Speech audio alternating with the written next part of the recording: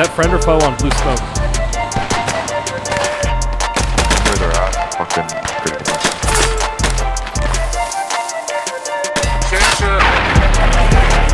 Okay, open fire. Open fire. They're all out in the open. They're all out in the open. That guy going left and right? Because we don't have to in the town to the east. Alright, armored in vehicle the town down. to the east. Alright, let's go, let's go. Alright, no step back! Я говорите по-русски. А вы? See, my name is Joshua Pierre, and I fight for the Polish army. Stay in the trench, keep pushing, utilize grenades. Press the fire, let's go. Move under enemy fire. Move under enemy fire.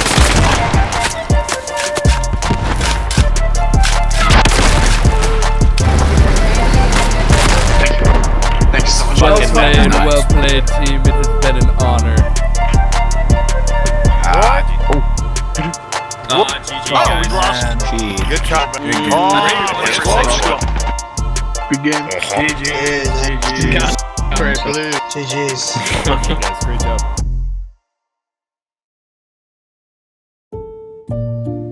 Modern AAA shooters revolve around the individual. Strategy first-person shooter games revolve around the group. That is why they feel different.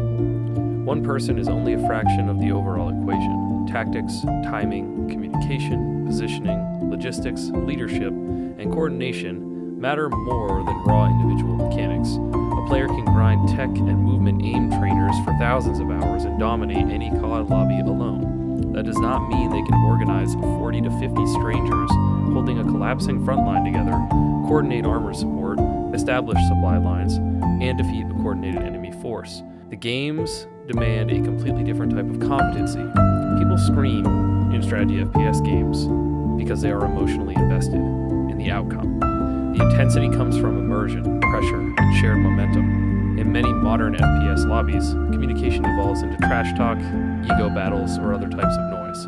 In tactical community servers, players are often focused on a collective objective. They understand they are part of something larger than their own kill count. Victory becomes communal instead of individual. Death also means something in these games. One well-positioned machine gunner can stall an entire advance. One medic can keep a defense from collapsing. One engineer can reshape an attack route entirely. One squad leader, making the correct call at the correct time, can decide the outcome of a 2-hour battle. A player's value is no longer measured exclusively through kills. Modern AAA shooters often reward constant stimulation, fast respawns, non-stop engagement, rapid dopamine spikes, and highlight moments designed for clips. Strategy first-person shooter games reward patience, discipline, timing. A player can finish a match with few kills and still have been critical to the team's success because the objective matters more than the scoreboard. That difference changes player behavior entirely. When I was younger, hardcore search and destroy was considered one of the most intense modes in gaming because every life mattered. Timing mattered, patience mattered, communication mattered. The entire mode revolved around one thing, which was consequence. Now gaming technology allows experiences on a much larger scale. Entire platoons can coordinate attacks, establish defenses, move supplies, organize reconnaissance, and create battles that feel unpredictable and human instead of scripted. So it raises an interesting question. If players once loved small-scale, high-consequence gameplay, what happens when games finally evolve into something that is truly more unique? If players once loved small-scale, high-consequence gameplay, what happens when the gaming market is saturated with the opposite? Modern AAA shooters often feel disposable. The connection between teammates rarely goes beyond comparing kill counts. Matches blur together in an endless cycle of fast respawns, repetitive engagements, and heavily optimized gameplay loops centered around reaction speed and mechanical consistency more than coordination or long-term strategy. Victories feel temporary because very little is actually at stake. Players constantly leave matches, rage quit, turn against each other because the structure of the game encourages individual performance above collective success.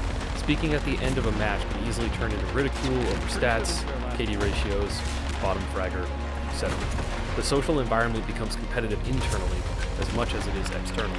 The team exists, but really only in name. Survival carries little weight because death itself has little consequence. Respawns are immediate, positioning is temporary, momentum resets constantly.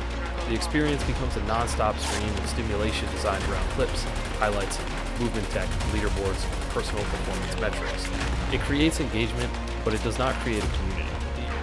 In strategy FPS games, players are genuinely afraid to cross open roads, not because of an artificial danger marker on a minimap, but because there could actually be a machine gunner sitting 400 yards away and watching that crossing point for the last 15 minutes, waiting for someone to make a mistake.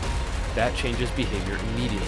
Suppressive fire actually works because survival matters. If you do not know exactly where the enemy is, firing in their direction still has value because keeping someone pinned can stop entire things.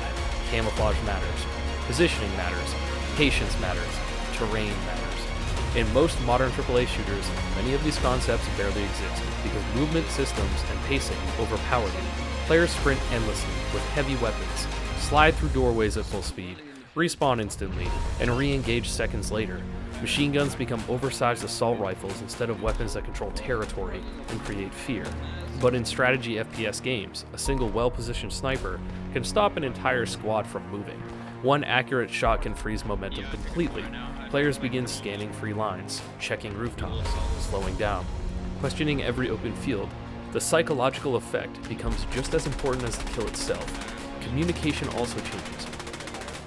Players follow squad leaders not because the game forces them to, but because they understand there is an unspoken chain of command necessary for success. Losing a medic matters. Losing transport matters. Losing supplies matters. Every role has weight because every player contributes to the larger battle. Aim still matters, but communication, timing, coordination, and decision-making often matter a lot more. That is the difference. Modern AAA shooters frequently revolve around personal performance metrics, kill counts, clips, streaks, leaderboard placement. The chase never really ends because the reward structure is built in a cycle. Because the reward structure is built around constant individual accumulation. How many kills are enough? 10? 100? 1,000? 10,000? The loop simply continues. In strategy, first-person shooter games, fulfillment often comes from something entirely different. Surviving a difficult push, defending a collapsing position, coordinating with strangers and having the plan work, or winning a battle that required teamwork to achieve. Strangers cooperate because there is a shared objective larger than any one player. The structure naturally creates an us versus them mentality that encourages teamwork instead of individual stat chasing. The goal is simple: work together, win, or lose together. And oddly enough, that creates community. People roleplay without being forced because immersion becomes part of the fun. During downtime, you will hear players joking in character, inventing stories, pretending to be exhausted soldiers sitting in a trench, waiting for the next assault. It is genuinely funny, because everyone understands the atmosphere the game is trying to create and willingly leans into it. That emotional investment matters. It is the same reason people enjoy films, novels, or historical dramas. Players stop feeling like anonymous avatars farming kills in a tiny arena and start feeling like participants inside a larger unfolding story. Not just a weapon sprinting between objectives, but an actual character inside of a shared experience. Orders are followed for practical reasons, not ego. Players understand coordination increases the chance of survival and victory. Squad leaders are respected because organization works, not because they are inherently above anyone else. The hierarchy exists as a functional necessity created by the game itself. The social atmosphere also changes because communication is tied directly to teamwork. Many of these communities naturally attract players looking for a more focused and cooperative experience. The constant noise, hostility, and endless trash talking common in many casual matchmaking lobbies becomes far less dominant, and over time, actual friendships form.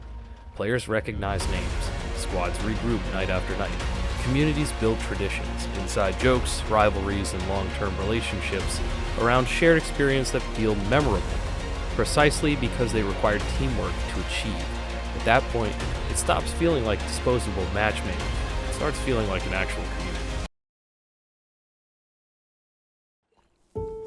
I made this video because I believe modern multiplayer gaming has gradually shifted away from immersion teamwork, and tactical depth in favor of non-stop stimulation, individual performance, and short-term engagement loops.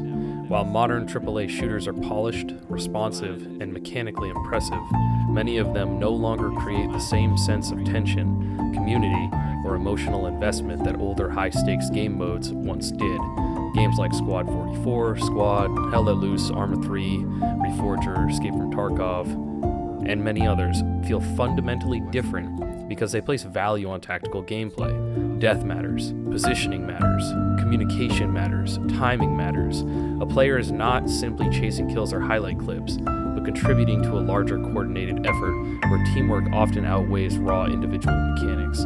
The result is an experience that creates tension, immersion, camaraderie, and memorable unscripted moments in a way many modern shooters struggle to replicate. This video is not meant to declare one genre objectively superior to another, but rather to explore why these slower, teamwork-focused tactical games resonate so strongly with certain players, and why many people feel they preserve something multiplayer gaming has slowly lost over time when they partake in these communities. I'd love to get your feedback. If you enjoyed the video, be sure to like and subscribe to my channel. I have strafing runs available if you give me some markers. I'm on the German radio right now.